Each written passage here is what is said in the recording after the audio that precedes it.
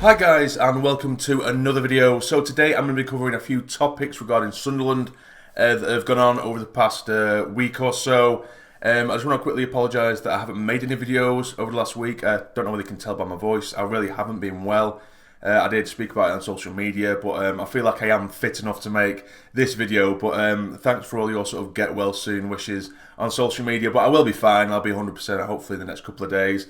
But yeah, I just wanted to really cover these few topics that have gone on regarding Sunderland recently. There were a couple of things, but I'm going to start off with a sort of more negative one.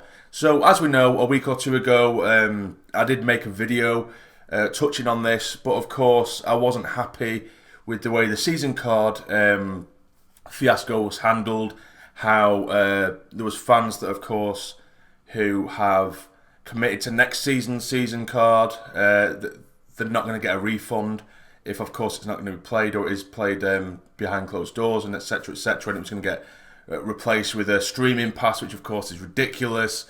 But of course, no one was happy with that. The fans weren't happy with that. And eventually, Jim Rodwell, the CEO, Stuart Donald's puppet, came out and did a big video and spoke about it and apologised. He said it was a misunderstanding. They failed to take into consideration the emotions that the fans have in connected to the club, which is just bollocks. He's just trying to kid a kidder. They clearly just try to nick some people's money, keep all of some people's money to try and clamber onto any kind of revenue they have. Which I understand the club itself, it's struggling. There isn't a revenue stream at the minute because of obviously everything's going on, but every other club is in the exact same boat. Don't nick the fans' money to try and cover your losses. Think of the fans. We're not as rich as you. Do you know what I mean? We're skint and all. We're skint, so don't try and nick our money to try and sort yourselves out. Do you know what I mean? And I have actually seen a few Sunderland fans, which it bewilders me, saying that basically if you loved the club or whatever, then you'd allow them to take your money. That's bollocks. That's absolute bollocks. Do you know what I mean? Allow them to steal your money, essentially. Do you know, it's bollocks. It should work both ways. The club should respect you as fans, and the fans should respect the club. Don't nick our money. Do you know what I mean? So you have no defence, and people who do try and defend the club for that, you're idiots, essentially. Do you know what I mean? As much as I love the club, and I love the club more than anything, but if they try to nick my money, I'm not going to bend over. Do you know what I mean? It doesn't make any sense. But anyway, so that's done and dusted. We thought that was done and dusted. They apologised, they reversed it, and they started saying they're working out things regarding a refund, blah, blah, blah. That's done, dusted. Whatever. So we carry on. Literally a day after this apology was made, it started to become apparent that some fans that had cancelled their direct debits towards their season cards, they cancelled the direct debits with the banks, they'd informed the club, and then out of nowhere, direct debits started popping up again from the club asking for money.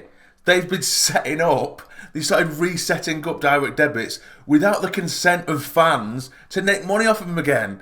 What the hell is going on?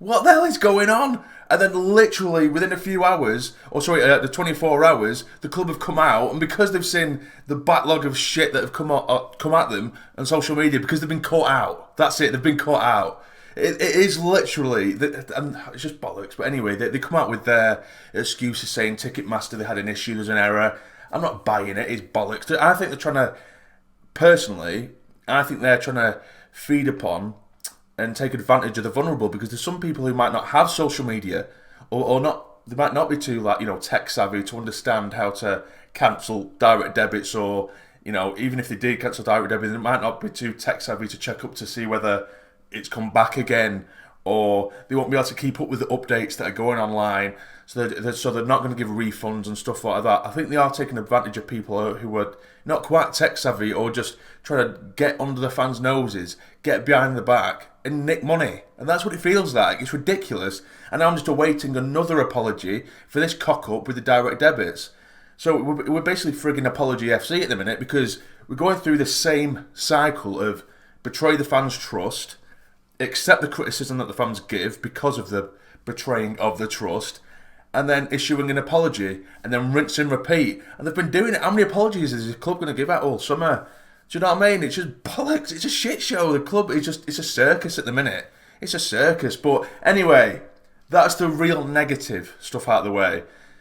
I suppose the next bit is, you can deem it as you want it to be, but I suppose it's more interesting. It's about players, it's about transfers, it's about contracts. It's the stuff we like to talk about, do you know what I mean? So let's try and put a smile on our face if we can. So, since the beginning of the week, 5 players, or 6 players should I say, have left the club. One of them includes Kyle Lafferty, who, for me, what I'll do, I'll go through each player individually and I'll discuss how I feel about that. Now, Lafferty, for me, he seemed like a slightly more improved version of Charlie Wyke. He was taller, he caused more problems than Charlie Wyke. Was he great? Do I think he would have fired us up the league and into a promotion spot?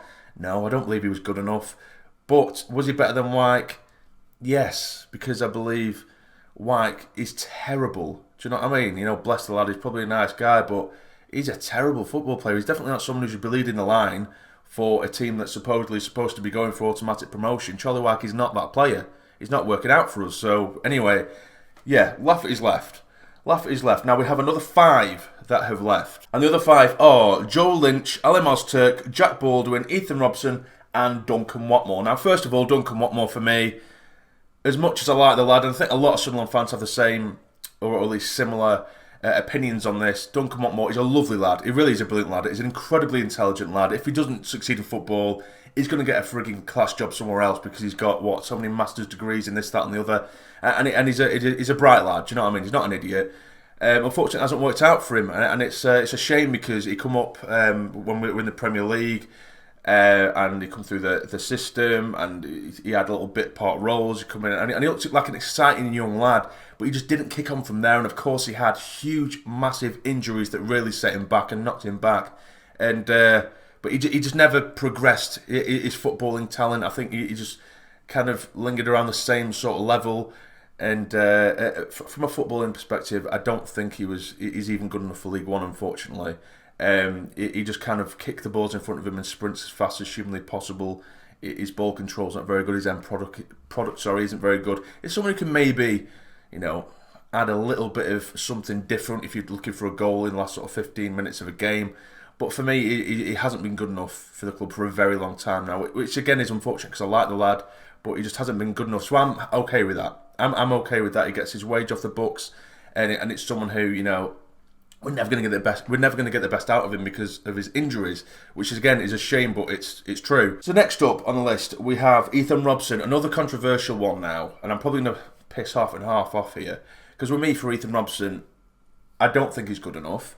It just sounds well and good. He's 23, 24 now, and he hasn't been able to get himself a place in the side for a long time. Has he been given the chances? Probably not, granted.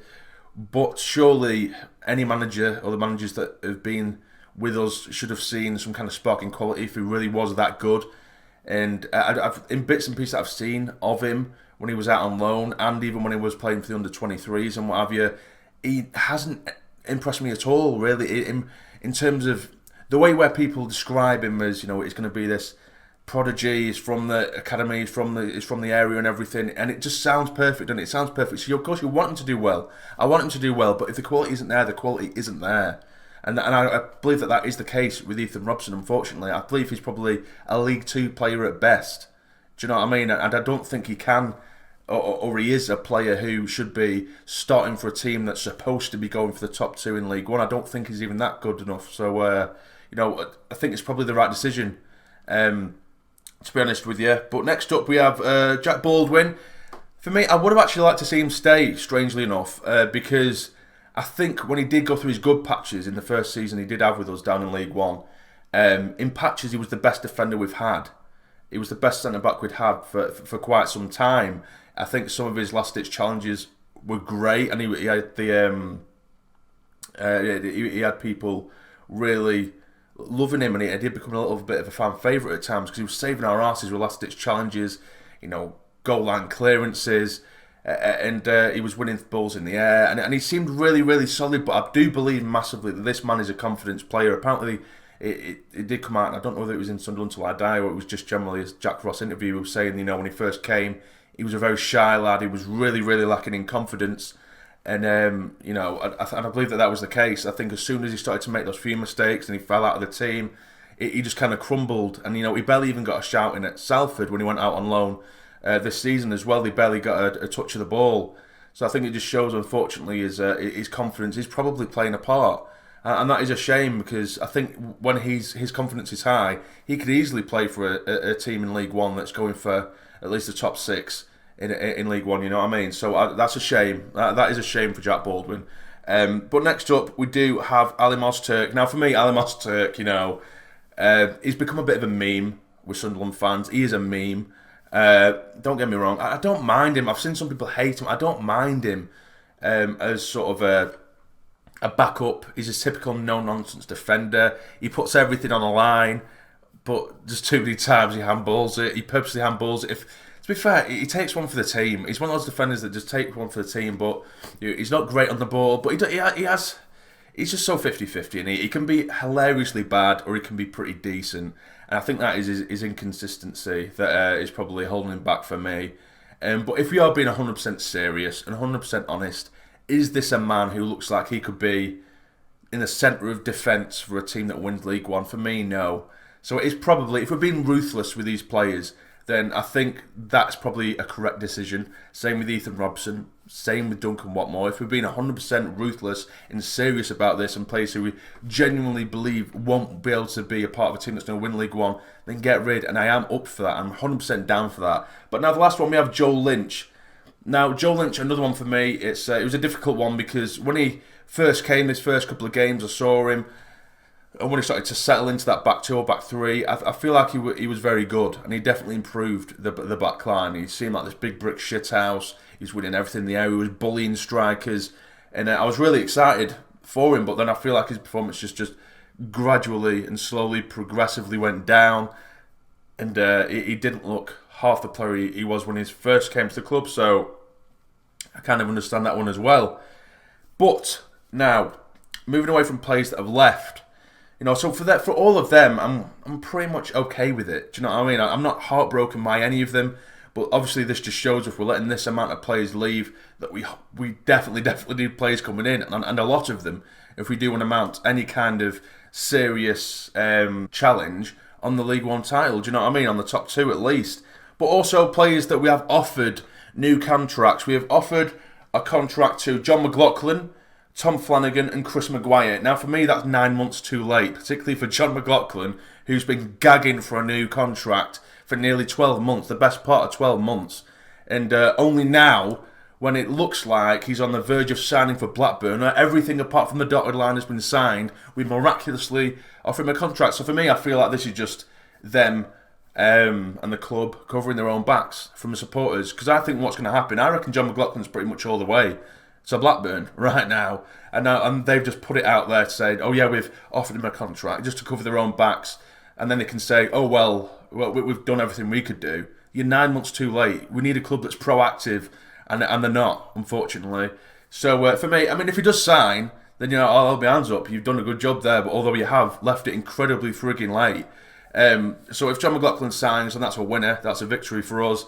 Tom Flanagan, again, it's a 50-50 one. I think the only thing for me that keeps him here is his versatility, because he can play left back, right back, centre back, and he can cover. And if I'm being completely honest, and he is, if I'm being genuine here, I guess, because the first season he was with us, I wouldn't get off his back because I thought he was terrible. I thought he was poor, and a lot of people would call him Flappy Flanagan. The Mad Mistake, in particular, was calling him that. But this season he hasn't been terrible. Of course, he's prone to the odd error here and there, but he does contribute to goals, and he can clean up at the back, and he has actually somewhat improved a little bit this season in patches, and I've seen bits of him where I think maybe he's not as bad as I've made out in the past. So, it maybe could do a job for us, and I am quite happy with that. And the other one, of course, Chris Maguire. So Chris Maguire, I don't really need to say much about him. He definitely has League One quality, 100%. He can definitely do a job for a team, particularly if he remains consistent with his performance and his form. He can do a job for a team that is going there to win League One, 100%. He does have that bit of oomph, he has that bit of magic and that bit of technical ability that we definitely need. So yeah, hopefully all three of them sign. But just rounding up the video, Jim Rodwell did speak on transfers coming in, basically saying that that they're a bit in the dark with everything, which is understandable.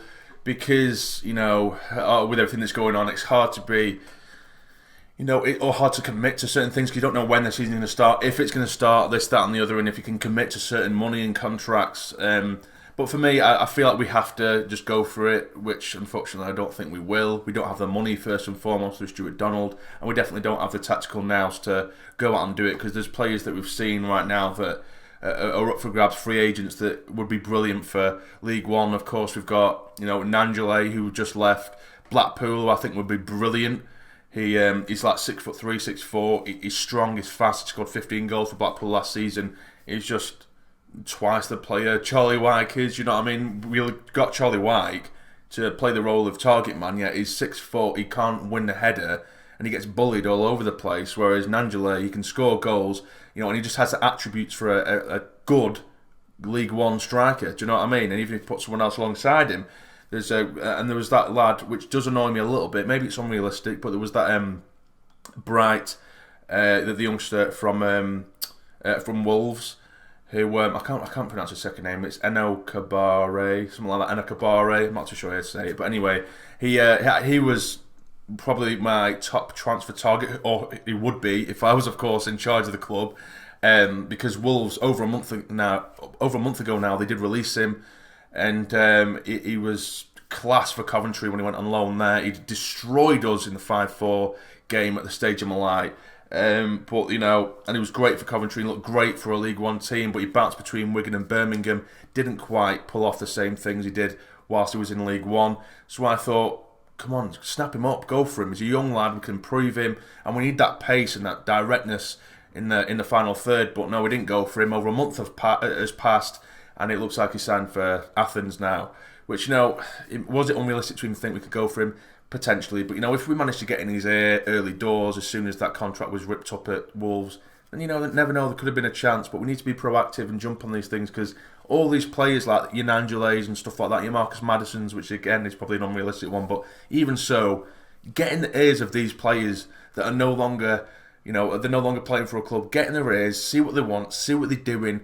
Don't wait for everyone else to work on it, because there are teams that are signing free agents and going for players now that they're doing it. They're already working on them, and whilst we're sat back, you know, we're just allowing teams to build up and mount a challenge for next season, and we're going to be left lingering and feeding off scraps. It looks like, again, it looks to me like it's going to be just a season of free agents, or a summer of free agents, should I say, which isn't necessarily a bad thing. You know, I don't rule off free agents and think, you know, that's terrible, because particularly this season, with everything that's gone on, there's a lot of good players that are going on as free agents. So, if anything, this season, this could be one of the best summer for free agents, and we should be able to, you know, hold on to them and attract those kind of free agents easily. You'd think anyway, but knowing us, we'll wait far too long. We'll be waiting for even more of a bargain than a free agent, and we'll screw it up. But hopefully not. Hopefully not. But that is it, guys. If you have enjoyed the video, please hit the like button for me. It'd be massively, massively appreciated. And subscribe to the channel if you're not already, to become a fully fledged member of the Sarny Army. But for now, you take care and stay jamming.